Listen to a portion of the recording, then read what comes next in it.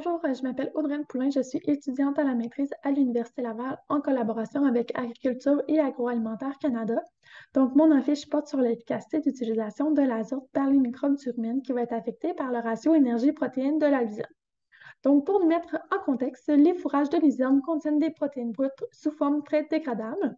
Et pour utiliser cet azote, les microbes du rumen vont devoir disposer d'une source d'énergie rapidement fermentescible. Et dans le cas de la luzerne, on va retrouver cette énergie principalement sous forme de sucre soluble, d'amidon et de pectine, qu'on va appeler aussi les glucides non fibreux. Lorsqu'il va y avoir un déséquilibre entre l'énergie et la protéine dans le rumen, une proportion importante d'azote peut être perdue dans l'environnement.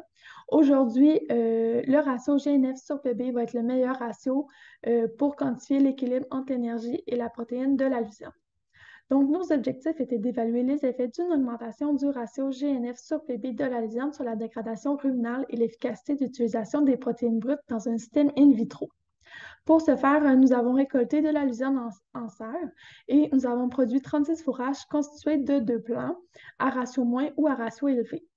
Donc, nos deux traitements étaient le traitement à ratio moins et le ratio plus. Ce qui est important de mentionner, c'est que dans notre cas, la fibre NDF était similaire pour les deux ratios. Puis, on peut voir que le ratio moins avait un ratio de 1,40, tandis que le traitement à ratio plus avait un ratio à 2,61. Par la suite, nos fourrages ont été incubés et de ça, on a permis de calculer la production de gaz, le profil fermentaire et l'efficacité d'utilisation des protéines brutes.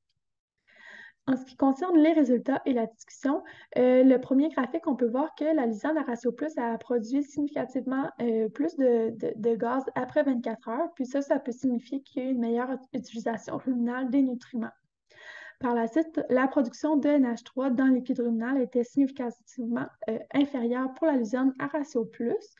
Puis le dernier graphique, on peut voir que l'efficacité d'utilisation des protéines brutes était significativement supérieure pour la luzerne à ratio plus. Donc, ce qui est important à retenir, ce sont que il est possible d'augmenter le ratio énergie-protéine de la luzerne en augmentant les glucides non fibreux et en diminuant la protéine brute.